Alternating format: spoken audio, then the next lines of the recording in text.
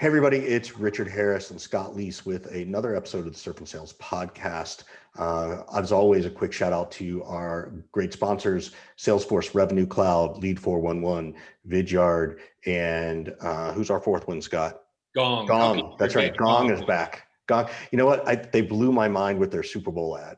So that's why I was like, oh my God, they ran a Super Bowl ad.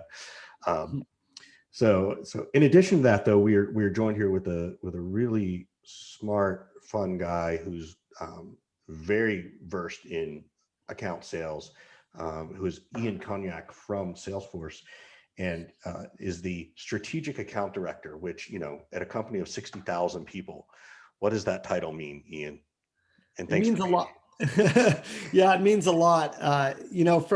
From a strategy, it's exactly what a director would do. You're directing your team. So I manage a team. Now it's up to 30 people because we acquired, Tableau and MuleSoft and Slack. And my goal and my job simply is to make sure Salesforce is bringing the breadth and depth of what we have to offer to support our clients' most strategic goals, to help them succeed in all areas of their business. We are fortunate. So let's skip the buzzword. Let's get out of marketing speak. What's that really mean? Right? Scott's smiling because he knows that I don't like buzzwords. It means I carry the whole bag. So everything the client sells. So I'm not supposed to be a product expert. I have 75 products now to carry. I don't need to know everything that everyone does. I need to make sure I'm bringing in my team. If I hear there's an integration challenge or there's a big strategic initiative that integration is going to help with, I'm going to bring in MuleSoft. I'm going to make sure I'm holding them accountable. I have the team meetings. I get paid on everything that Salesforce sells and everything that we carry into our clients. So we have a lot of products and a lot of people, and somebody's got to be the glue that connects the customer. How do you figure that out? But I assume this is what your team does, but how does it go from, I'm, Visa and I want to do X, and I call my account manager at Salesforce and they get me in touch with someone on your team and you guys figure it out? I'm just curious of how's that even, and then what's the reverse side of it is, hey, Visa doesn't contact you and you need to call Visa and say, hey, did you know we can do these things for you? I'm just trying to understand that. Yeah, it's almost always the latter. So I have, the responsibility of growing our ACV in the existing account. So they could be spending $10 to $20 million with us. I don't get a penny of any of those renewals. I'm paid on growth. So if we're targeting 20 to 30% growth a year, then each of our large accounts should be growing 20 to 30%. So I carry a ARR of about 20 million across my team, and we're solely responsible for growth. So if Visa were to call and say, hey, we're trying to better connect with our customers and, deliver a omni-channel experience, whatever that means for them, right? My job would be to talk to their senior most executives. So I'm calling on the C-suite, I'm calling on SVPs. I'm not spending time with managers, directors. Most of the time it's VP and above, to make sure I understand what is the initiative, why does it matter, what's the impact of changing and not changing, and is this really somewhere where I want to put my team in and basically utilize resources to help them. So if they say, yes, this is really important, we're trying to do this because, we have this, goal of hitting this revenue, or we're losing customers, I'm trying to get the meat of why this initiative is important. And if it is, I'm going to bring in my team. I'm going to bring in engineers. 90% of the time, I'm not selling one product. I'm selling a combination of products to solve a problem. So I'm really responsible for bringing in my team, which could be a few sales reps, it could be a few engineers, and solutioning to exactly what they need based on the problem they're trying to solve or the goal they're trying to hit. You imagine, Richard, no, somehow having to keep track roughly of 75 different products to sell? No, but he said he doesn't. But Scott, you're good at this, Scott. You delegate well. You be like, okay, this is my quarterback on this product, and this is my person on that product. You would be, I think that's what Ian's saying he does. Let me put this in layman terms, since Revenue Cloud, you said, is one of your sponsors. Okay. So you have the Salesforce Revenue Cloud. What does that mean? Well, it's probably something to do with RevOps. It's probably something to do with how orders and opportunities are connected to revenue coming in. So the process of configuring a quote, sending out an order, and having that hit the general ledger. I don't need to know everything about the product to know that if there's a lot of manual steps in that process, that the rev cloud is probably something that they need to be talking about and bringing that particular team to have a business conversation. My job, the best account directors in this company are very fluid and versed in having business conversations, which frankly, I'm glad, because I don't want to know all the bells and whistles and speeds and feeds. I love my job because I get to solve problems and let the smart people, figure out the technical architecture and design and implementation and everything that comes afterwards. How much more complicated is the role now than it was 8 years ago when you first stepped into it? So much more. I mean, we sold to the VP of sales before, and we had 3 products. We had the sales cloud, we had the service cloud, and we had the platform. So the sales cloud was for helping people essentially manage pipeline and close deals and track sales performance. The service cloud was helping customer service organizations manage cases and tickets and create a good customer support experience, online portals, that type of thing. And the platform was to build custom applications for your employees or your customers. And that's it.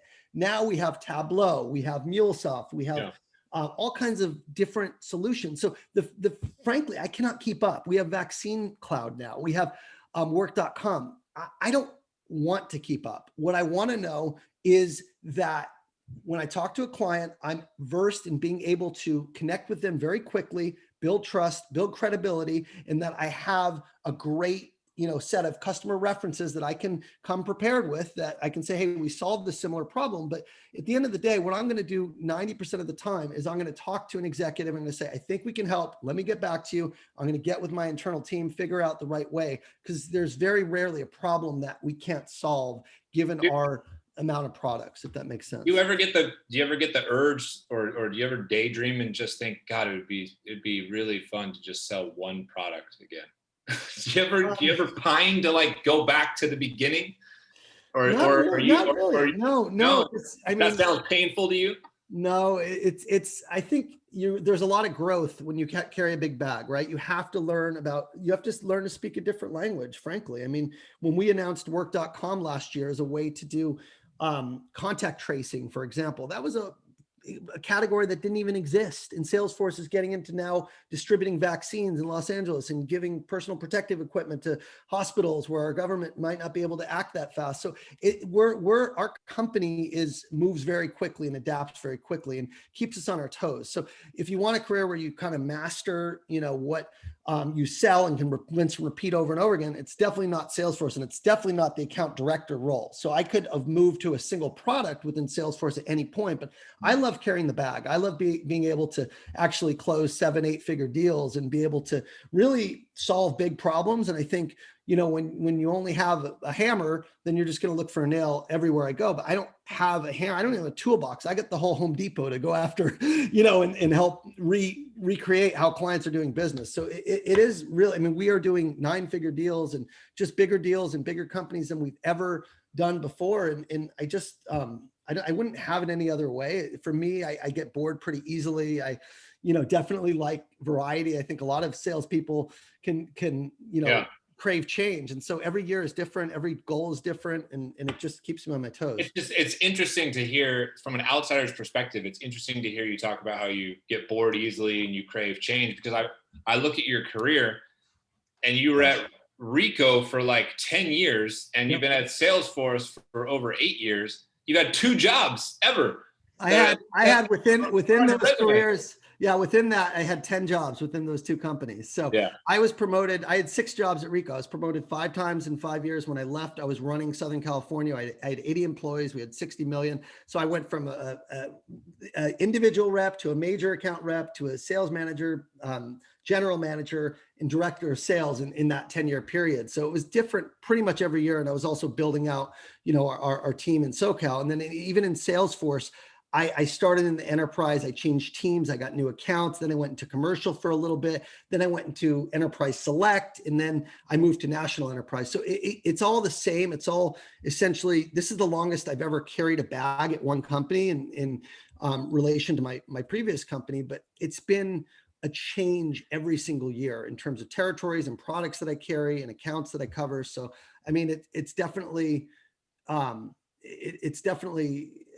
innovative and new in that sense. But you're right. When it comes to like being an entrepreneur or changing companies, I'm not the 2-year, 3-year guy that just, hops companies. I stay the course typically because. And why do you think that? What about you makes you want that longevity, right? And I mean, Scott and I are of the startup world. You started in a more traditional corporate world and moved to another corporate world. I'm just curious, what about Ian likes that stability, or, what was it? Like, I didn't get out of college and go, let me go work for Rico. I want to sell copiers, right? Yeah, I didn't want to sell copiers out of college.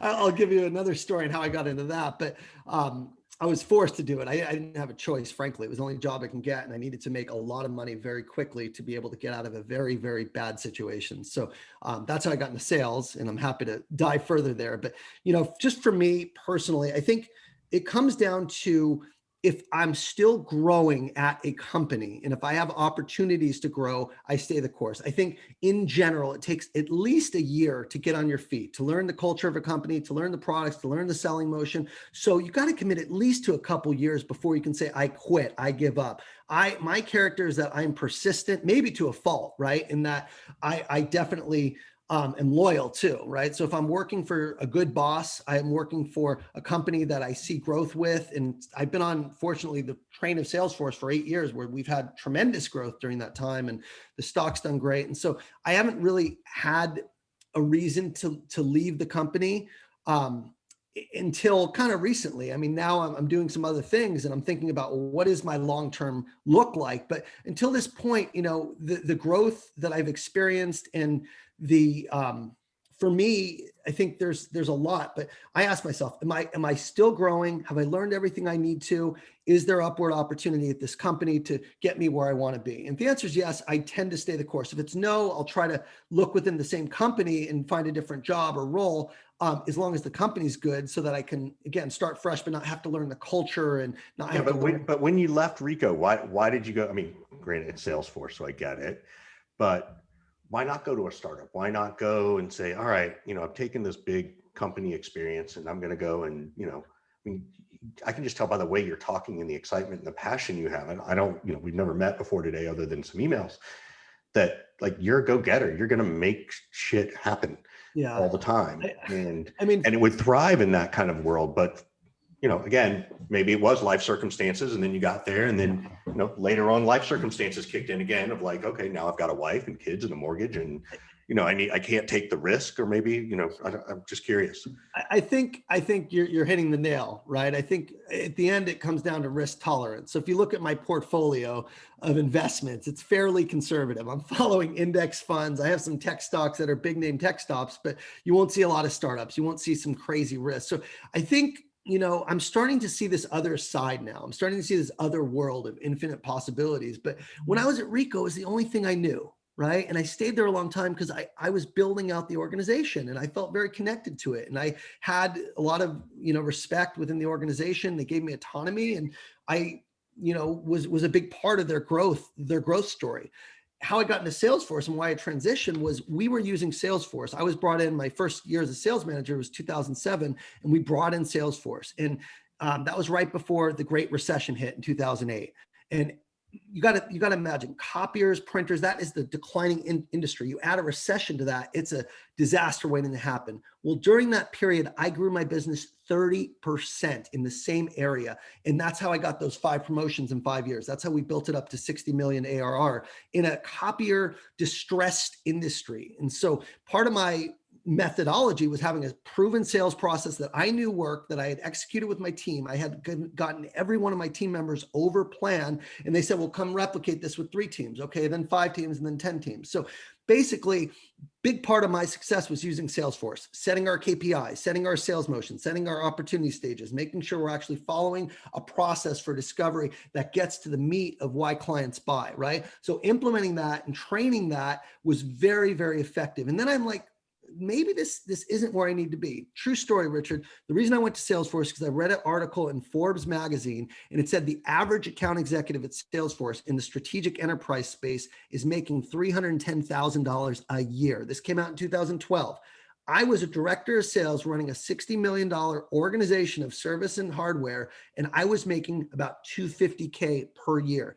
I was #1 director of sales in the country. And I said, if I'm at a $25 billion company running a $60 million business, making 250, and the average Salesforce rep is making 300, I am playing in the wrong sport altogether. Yes, maybe we're all in sales, but I'm in the wrong sport. I'm on the wrong team. I'm in the wrong league, and I need to go to the big league. So I decided to take a step back. I interviewed 3 times, got rejected 3 times, finally got in. Rest in peace, my boss who passed away a couple years ago, Grant Wood, he hired me. He gave me a chance. He had come from HP, had come from printers and copiers, and basically said, you know what, I know the hustle, I see it, I'll give you a chance. Whereas other people just wanted that software experience. So that's how I ended up getting in. It was purely money driven. I'd used Salesforce. I knew what it could do for our customers. I was very excited about it. And here we are 8 years later. So now let me press you on something, because as you said, it's very, very money driven. But it's near-term money driven more than long-term kind of money driven. And that's why I think some people go towards the startup route and the leadership route. They're thinking about equity, they're thinking about, a significant ownership stake and that kind of thing. But I think it also speaks to why people stay carrying a bag and being more of an individual contributor versus going into leadership. There's trappings because you get locked into a particular income level, right? And it's hard to walk away from that and figure out, how am I going to keep my lifestyle up and all this kind of stuff. Can you talk a little bit about that as you moved into this new role and started, presumably being in the 300s and graduating to wherever you are now, and what that's like? Sure. So the 300 was the average. So my first question was, what is the top, right? That was the first thing. And I found out, actually, I interviewed, I won't name names for confidentiality, but I had a peer that was on a team in Southern California, and she was one of the top reps year after year. And I took her to lunch. That was one of the first things I did when I got into Salesforce. And I said, what have you been making? You're one of the top reps. It's good for me. It's inspiring. And she said, you know what? I've been just short of 7 figures now for 5 years in a row. And I am so pissed. I just want to crack that $1 million mark. And I was thinking to myself, I'd be happy to make 400. I've been doing 250. So I knew the possibility was there, right? But my first 4 years at Salesforce, I actually was only making an average of about 250. Right. So so for the first couple of years, you were making about on par what you made at Rico. That's right. And so that was like what started my journey to personal development. I was so money driven, and this will probably transition to where I think we'll go in a little bit, but I was so money driven. I got my sense of worth based on my W-2. I got my sense of worth based on my net worth. And I was always looking at how much can I make? If I didn't make a lot of money, I felt shitty about myself. So my first year at Salesforce, I got lucky. I actually hit a big year, but it was purely through persistence because I wasn't good at strategic selling yet. All I knew how to do was sell copiers and do transactional sales. So I was kind of taking that methodology and thinking it would work in enterprise, and I was wrong, right? So I got lucky. I got one big deal, and then I ended up missing my quota for 3 years in a row. And so that's why I wasn't making that. And I was ready to walk out. I was ready to go to Microsoft or another big company, right, where there was safety. But fortunately, I didn't, right? And I said, you know what? Maybe it's not my territory. Maybe it's not my manager. Maybe it's me. Maybe I need to do differently. So what did you change? What did you do differently then? Because I think it's a really important piece. And I even see it for people who are earlier in their sales career who want to move into a more strategic role or an enterprise role or go from SMB to mid-market or mid-market to real enterprise. What were the things you sort of like, okay, this is what I needed to shift? Yeah. So a couple things. The first thing I did is I got humble, and it's the same thing I had to do when I entered recovery, right? I had to realize maybe I don't have all the answers. Maybe I don't know what I'm doing. I was the top dog, the biggest fish in a very small pond. And when I was thrown in the big pond, I was just average, run of the mill. And I'm not an average person, as you pointed out, Richard. So I was really pretty down on myself. And, it took me getting super depressed and really feeling like something's got to change. If my whole value of life is in, my income and in my performance, and I'm not performing, what am I? I'm nothing. Even though I had an amazing family and wife and home and all the things you could think of, none of that mattered. It was just performance. And so I basically took a step back and I raised my hand and I asked for help. Okay. And there's a lot of parallels within recovery and actually getting better in sales as well. As number one, you need to be humble enough to go ask for help. So a lot of things I did. First thing I did was I joined a mastermind for high performing salespeople that wanted to go from good to great. It was called Epic Impact. I spent, $20,000 to go on a bunch of retreats with them, to get a coach, to join this year-long mastermind out of my own pocket. And it was amazing. That first year that I went into personal development, I ended up finishing number one in all of Salesforce. So I finished number one in the enterprise globally. Wow. Yes. Number one in the enterprise select. I made over $1 million. I made over $1 million.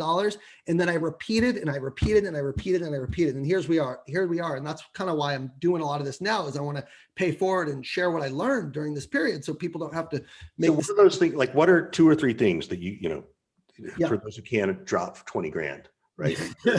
So, yes. Right? So what are 2 or 3 things that they taught you? And, it could be about humility, or it could be about self-awareness. Like, what are a couple of things that, if people are feeling stuck and they know that they want, the first thing, it's most of it, 95% of it's between the ears. I want to lay that out. They did not teach me selling skills. They taught me that barrier, that barometer, that temperature that I had set of being the 250, 300 guy was completely limited. And that was my own story I was telling myself, and that there were infinite possibilities.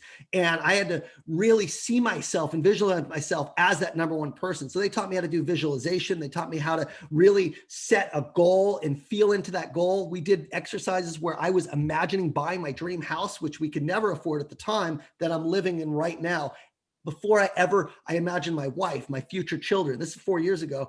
And I imagine, my wife gardening in the house. And I kid you not, Richard, we have that house now. And I could never imagine how it would come to be, but it manifested. So they teach you a lot of that personal belief and visualization and understanding, your goals to begin with, and really believing in the power to believe in yourself and infinite possibilities. So a lot of that. The second thing they taught, is really about being of service to other people. I was very self-centered. I was very inward focused. When I was selling, it was all about closing a deal. It was not about solving a problem. It was not about helping a customer. It was not about adding value. And so when I went from inward shifting, thinking about me and what I needed to sell, to outward shifting, thinking about how can I help this client? What do they care about? What's important to them? What are their needs? And truly just paying attention and being present enough to listen and to hear them and really try to help them. That's when everything changed. So the big deal that I got a few years ago that kind of started me on this trajectory was a company called Berkshire Hathaway Home Services. And they were not a client at the time. And I connected with their VP of sales operations, who was then promoted to their COO, and then he became their CEO. So I kind of followed him through this journey. But the big thing I learned was, when I was doing my discovery, he would tell me what he wanted. He would tell me what he was looking for, what was broken, why it was painful. But the biggest thing that I got from that discovery process was, it was maybe 8 or 9 at night. I was chatting with him on the phone in the office. I still remember. And I just took a second. I said, "You really seem to care about this a lot, more than any client that I've engaged with. You mind if I ask you why this is so important to you?" And he started opening up. And he tells me that he was raised by a single mom, and that he didn't have a father figure around, and that there are so many single moms in the real estate industry who don't have a choice. They're either working a 9 to 5 or they're going to be a full-time mom. They can't do both. And real estate gives them the opportunity to truly do both on their terms. Be the mom, be there for their kids, and go in and, be an entrepreneur and sell and, figure it out their way. Right. And he said, we have failed all the single moms out there because we don't give them the tools they need to be successful. We don't give them the training. And by getting Salesforce, we are going to give them a platform that they're going to be able to go execute. And I don't want to fail them like I was failed when I got into this industry. I want to be there for that single mom. And that was my guiding force. That was my guiding principle. The rest of the sales cycle, I thought about helping him help his customers. I thought about not the one company that was buying my product, but the 50,000 users that we could actually help do their job. So really thinking about the impact that your products and services make on not only your customers, but their customers, and even the people that are buying houses, right? So there's a really exponential effect when you go to that level. But simple act of getting to their why and making sure it's really important and understanding really builds that human to human connection. It helps you want to be their advocate and fight for them and do whatever you got to do to make them successful. So that was like the biggest thing, is like, get out of my own head and start worrying about other people and helping other people, and then let your gifts shine through. Yeah, I think the most overlooked sales skill is altruism, right? Like that's it, right? You talk about empathy and all those things, but it really comes down to being altruistic and supporting people. So yeah, it's like be an employee for them. If you work there, what would you be doing, right? What do they really need? If they don't need your stuff, then walk away. There are plenty of people that do. If you can't help them, walk away. If they don't want help, walk away. What I've done very differently the past 4 years. So my income has gone from 240 average, my first 4 years, to over 700,000 average the past 4 years. So I've hit quota every year afterwards, and it's been a really awesome run. And frankly, the big thing that I'm doing differently now is I'm going to power. I'm going to executives. I'm seeing myself as an equal to these executives. And I'm basically focused on the meaty conversations, getting to the truth, and just frankly, trying to help them where I can. And if I can't, no big deal. I mean, my time is super valuable and I see myself as equal to them. So that's where I focus my time now. Richard, you might be the first person to ever use the words altruism and sales in the same sentence. I use it all the time. I train on it. You're the first person to do it. I've never heard you say that. I've never heard Really? the word altruism. No. Wow. Maybe I'm old. I don't know. So, well, I'll take it as a compliment. So thank you. It's got to be a win-win. When they see you're out to help them, when they see you're fighting for them, when they see it's infectious. It's infectious. And that's been my thing. And I don't know if you can teach that. You got to just care. If you start to give a damn and want to help people, you know what? They'll work with you. They'll buy from you. So it's really simple when it comes down to it. I want to shift this, because this is actually how we met. And I know you were open to talking about some of this, and it's really important to myself for my own mental health, because I talk about a lot, and Scott supports me in my own journey. Every now and then I might surprise him with something about my own mental health. And I know this is important to you, is that I'm going to let you tell the story, but I do want to congratulate, you're almost at 1 year of sobriety, right? Yeah, in 3 days. 3 days. February 13th. Awesome. Yep.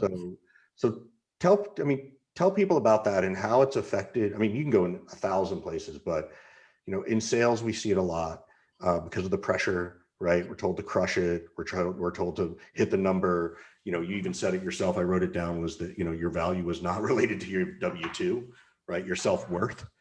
And I'd love to just sort of hear, what was your wake-up call, or, whatever you're willing to share, and hopefully in a way that gives advice to other people as well, right? Like that they're not alone, and that you can move forward. Yeah. Well, my wake up call was more like a wake up scream, and it came from my wife. So it was not something I'd wish upon anyone. And in terms of, addiction and addiction recovery, I think you got to hit your rock bottom.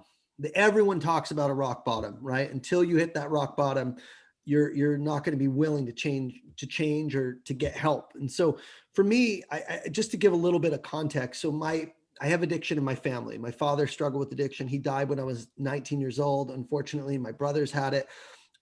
It's been in our family, my cousin, and I was always in denial. I was like the guy. I was raised by my mom. My mom's a professor at UCLA, super hard worker. My dad was a dentist. He had a business. I was fortunate. They were divorced, but my mom, was basically raising me, and my dad, I would visit on the week or the Christmas holiday in summer. I'd see him, twice a year. And I love my dad, but he was very different. My dad was very loving and affectionate and creative and just like kind, but he had his demons, he had his struggles, right? And I kind of didn't see a lot of that because I wasn't living with him, but I did see my mom's influence, which was, hardworking, 2 jobs, single mom, raising kids. She got remarried. I had her as that example. And I always kind of like said to myself, you know what, I'm going to be like my mom. I'm not going to be like my dad, because my dad died young and he had lifestyle and addiction. And, I kind of repelled that part of me. And meanwhile, I was denying a big part of myself, because my dad not only does have amazing qualities, but, his genes are my genes, right? So I always kind of denied that I was an addict because I was high performing and that I was functioning. And in what you see on the outside, I just pictured an addict as someone who needed to go to rehab or need help or is in the streets or whatever. And so I just want to set that context that I was always on the outside very high performing. Well, inside I was broken. I was always basically in a place where I was working so hard and so driven that when I wasn't working, I needed a way to escape. I needed something to ease the tension. And so it wasn't necessarily one thing that I would go to as far as an addiction. I wasn't like my drug of choice was alcohol or pot or gambling or Adderall or sex or video games. It was all of them, Richard. If I wasn't doing one thing, I would go to the next one. I could not be still. I could not be at peace. I didn't have inner peace. And so what ended up getting me was sex, unfortunately. And I'm married to a Christian woman, and she always had different views of me as to what's acceptable and what's not acceptable. So without getting into too much detail, I'll just give you an example. She always considered strip clubs cheating. And I went to a lot of strip clubs before I got married. And I didn't stop going when I got married, and I just didn't tell her about it, right? I also viewed pornography. I did things that I thought normal guys just do. I didn't think twice about it. And, I'm not going to tell people how to live their life or how not to live their life. But for me, these things were stress relief, and they were just ways of escaping. If it wasn't that, it was me smoking pot on the weekends or getting drunk. It got to be Adderall, where I was just working really hard, and that was like an excuse to keep the engine cranking on work. And so what ended up happening is, by God's grace, his grace alone, I decided, you know what, I got to come clean to my wife about some of the stuff that I've been doing. I feel like this is not an integrity. And I'd started doing speaking and coaching, and I'd started, really trying to help people and be of service to people, on social media and in different forums at Salesforce.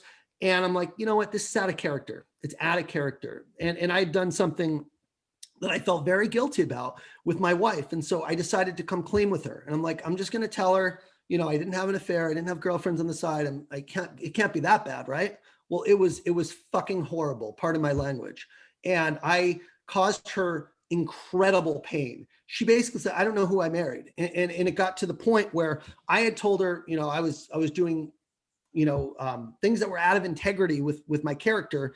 And I felt good. I felt like it was, but it was for me. I was trying to get this weight off my chest and come clean so I didn't have a guilty conscience.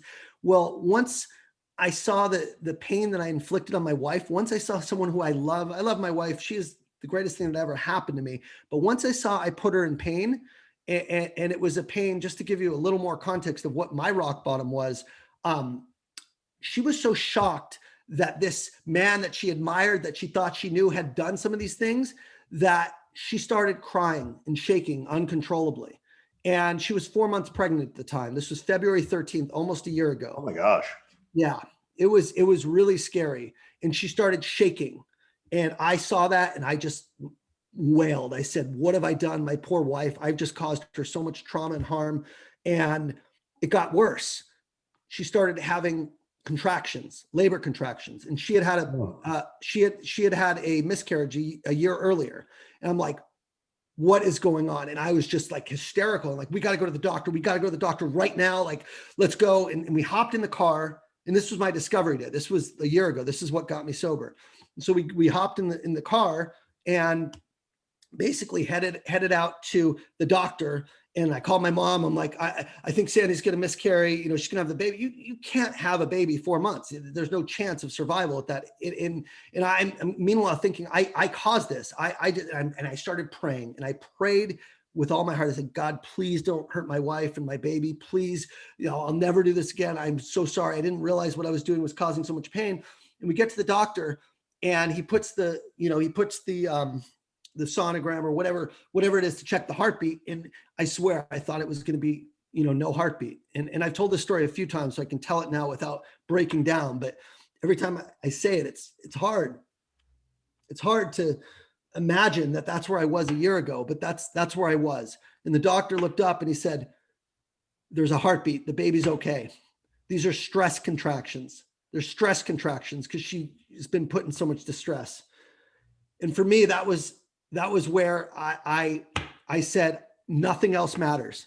Nothing else matters at this point except keeping my family, making my wife happy, being of service to my family, being the father that I know I'm meant to be, breaking this generational curse that has been with us for so long.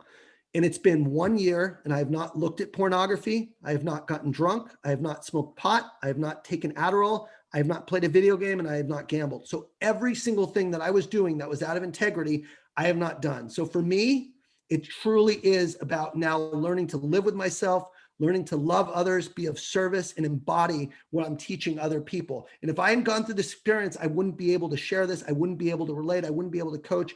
It's the hardest thing I've ever done, but it's also the most fulfilling and gratifying, because now my wife is glowing. She's happier than she's ever been. I'm honest. I don't have skeletons to hide. I shine the light on the darkness that was, plaguing me for most of my entire life. I've identified the sources of trauma that caused me to need to medicate from the time I was very young and exposed to pornography, to the divorce, to, things that I witnessed as a child, all kinds of things that I uncovered, right around the time I was like 11 or 12 when I started acting out. And it's just helped me truly shed that layer of the old self, this thing that I denied, and accept, this is who I was, but this is not who I am. This is part of me, but this does not define me. So that's what started this whole journey for me. So first of all, thank you both. Yeah. You and your wife and your child, all three of you, for, being willing to be open about this, because, I can, it can't, it's all of your story, right? It's not just yours anymore, right? Right. So you hit this rock bottom, right? And were you able to cold turkey it? And again, I know that sobriety as a whole, there's a privacy piece. So again, I'm asking you to be the judge of what you want to share. But were you able to find friends to support you? Were there groups that you did, or were you just like, no, this one, you're one of those people who could cold turkey it and never look back? I don't know anyone who could cold turkey it, frankly. I've been in the recovery community for a year now, and that was my problem before, right? Again, it's kind of like what I was doing, I thought was okay as a guy because it's so damn accepted in our society. I really did. I didn't think I was cheating, but in my wife's mind, I was cheating on her. And now I understand I was, but I didn't at the time. I was in blatant denial of what I told myself. And that's what addicts do. They justify and they deny and they make up stories and they rationalize what they're doing. And so for me, it wasn't a matter of like let go and let God, is what we say in recovery. It's literally going in and following in the footsteps of people who've done it before. So there's 4 or 5 things that I did and that I still do, frankly, just to make sure that I'm vigilant and making sure that I'm not, taking for granted how far I've come. But, for me, it was about getting a sponsor. It was about getting into therapy, and specifically addiction therapy for where I struggled with, right? People that had that criteria, not just any therapist, but, a certified sex addiction therapist was who I chose to see. It was going in and making sure that I had a network of guys that were like me, that could understand what I was going through, that had gone through this before. So what we call accountability partners. When you're ever feeling urged or tempted or in a bad place, you just pick up the phone, there's a whole group of guys that can support you. So I had a shit ton of support from my sponsor, from my therapist, from other guys. And then I did what was called the 90 in 90 program. I went to 90 meetings in 90 days. So the idea is not to, just to stop doing what you're doing. The idea is to replace what you're doing with healthy, positive behaviors. So on top of, stopping what I was doing, I also started working out very regularly. I started journaling. I'm praying every day. I took coaching at a whole different level. How can I ask you a question? I want to know how your advice for somebody in terms of how they would broach this subject with their boss to be best supported. Because we all know there's probably names we could shoot out right now off the top of our head, people who are struggling and suffering with addiction of some type. And one of the difficult pieces has got to be like, how do I tell my boss that I'm going through this? How do you navigate that relationship and that situation? I think that would be helpful for people to hear. Yeah.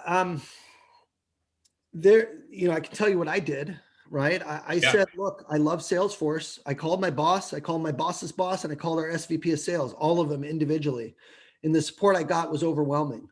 There was no shame. There was no taboo. There was no judgment. They all said to me, you've done your part. Take care of your family. Do what you got to do. I could not sit and sell when I was dealing with this, when I thought my wife left me briefly.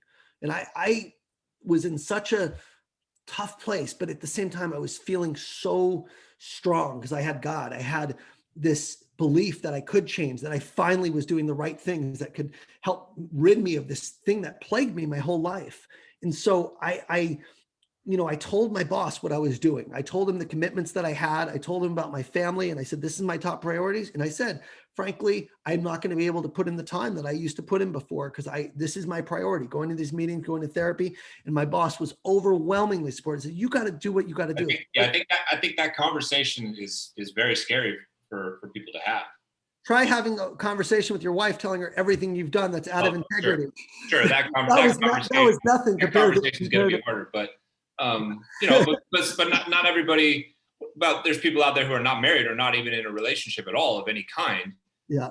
Who still need to think about that conversation with their boss and with their colleagues and things like that. Yeah, I think it comes down to priorities, right? For me, I had proven what I needed to prove at Salesforce. I'd done my part. If they weren't going to support me in getting healthy, then they probably weren't the right company for me to be at. So if the priority is health and wellness and mental health and recovery for whatever it is, again, I use my story as an example, but for me, it wasn't just sex and nature. It was a lot of stuff. I got drunk too often. I did a bunch of other things. I needed to rid all of it. I needed to get to a place where I was healthy and I could cope, right? And that's again, if you can share, I don't know what the policy is, but were you able to still work and just work less and take care of yourself, or did you need to take a leave of absence? Like for you, how did you do it? Not what yeah. I know that Salesforce will support these kinds of things, but what was your path to? Because I want to again, to Scott's point, like let's talk about okay, so yeah, it's one thing to say it, it's another thing to do it. So my path was really simple. Is I didn't know what my path was going to be, but I knew it wouldn't be the same path I was on. So I told my boss, I just need space. I need space to prioritize my family and my health right now. I need to get better. I'm in a dark place. I might lose my family. I don't know what's going to happen, but I know that work isn't the most important thing right now. I'll do my best, but if you don't see new opportunities, if you don't see the meetings, I just want you to know why. So I didn't actually go on leave once this happened. I just, took care of what I needed to take care of in terms of Salesforce, but I'd say I put in the bare minimum in terms of what I needed to do. I'd be responding, to deals or I wouldn't just fall off and, not hurt my customers, but I made sure I told my team, hey, I'm going to be dealing with some personal things. I need you to step up and take a bigger role. So I made sure that my accounts and the basics were covered, that my customers wouldn't suffer from my own personal issues. I told my boss that, the tracking of the activity that you normally would do, you're going to see some dips in numbers. So I set the expectations up front. And I basically worked probably 10 to 20 hours a week, I would say, versus like 40 to 50 from where I was originally working. And he was okay with it. And so this all happened in February. And then we had Luke, but again, he's a healthy boy. He's the happiest boy. My family's doing great. And that's what's important. And if I hadn't put the focus and emphasis on that, I wouldn't be where I am today. I don't know where I'd be, but I told my boss, this is my number one priority. I think for me, I've been there long enough, and I trust and I really respect a lot of my leadership that I was working for directly in my enterprise group. And so I called all of them and told them what was going on. And the response was universal. It was, take care of your family. That's what's most important. And so for the first we've had a lot of interactions with people at Salesforce recently, and Salesforce has proven to be outstanding in their support of employees, going through personal challenges and struggle. So, kudos to them and kudos to you for doing the work. Yeah. No, they've been great. So I ended up going on paternity leave once we had our son. And then I spent 3 months with my family and just supporting my wife and my baby. And it was, 3 of the best months I've ever had in my life. Yeah, great. Coming back. And then I hit my number, and it was interesting because I was afraid to come back. I was like, well, my, that old self came in and said, well, maybe, you're not, here you are, some sales thought leader, and, you might not even hit your number. And there was that big fear of like coming back and not performing, because now I was doing all these other things that were important with my family and my mental health. but it ended up not being a problem because I just was working a lot smarter, and I didn't end up going back to working those 40 or 50 hours a week. I ended up actually working a lot less, but what I was working on was much more impactful, and I used my team better, and I was more focused. So I realized, you don't have to work 40, 50, 60 hours a week to perform. I ended up finishing 110%, even while getting sober, even while having a baby, even during COVID, I performed. So it just goes to show, you don't need to put all your eggs in one basket to perform. In fact, less time you have, sometimes the more efficient and effective you are with your time. So I'm glad it all worked out the way it did, but I wouldn't change a damn thing, except obviously I wouldn't put my wife through any pain. But I mean, this is what needed to happen for me to give back and to help other people in the way that God wants me to help them. Yeah. And it's amazing too. Like, I was halfway through your story when you were telling it, and I was like, wait a minute, this was last week. Like, and then COVID hit. Like, it took me a minute in my head to kind of go, wait a minute. Like, so, thank you so much. It was like right during COVID. So it was Oh, February. yeah. All this shit happened. So I imagine this, the groups that I was going to now are gone. Everything's online. Right. So I'm dealing with online selling plus online recovery. Plus, I mean, it was a freaking rough year, but it's all about resilience. If there's any quality that salespeople make them the best, it's resilience. And this was a personal resilience that I had proven myself in sales, but I did not prove myself as a father and a husband and as a human being and as a man of faith. And so I had a lot of work to do in other areas. So, it was just like, honestly, God threw so much at me last year, and it was all by design. It's not, unfortunately, COVID, there's so much tragedy and destruction and lives lost, but for our family, in some ways, it was a blessing because it forced us to be together, and I wasn't traveling, and it made this focus be easier where I could spend time, where it mattered most and get my house in order because there was nowhere else to go. So I mean, for us, it brought so much unity to our household to go through this amidst the pandemic, and just to make sure, again, nothing matters more than my wife, than my kids, and from being every day the man that I'm meant to be versus, the things the behaviors that I chose to engage in the past. So it's obviously, always a work in progress. We're always trying to get better, but this is just something that I think anyone who's struggling with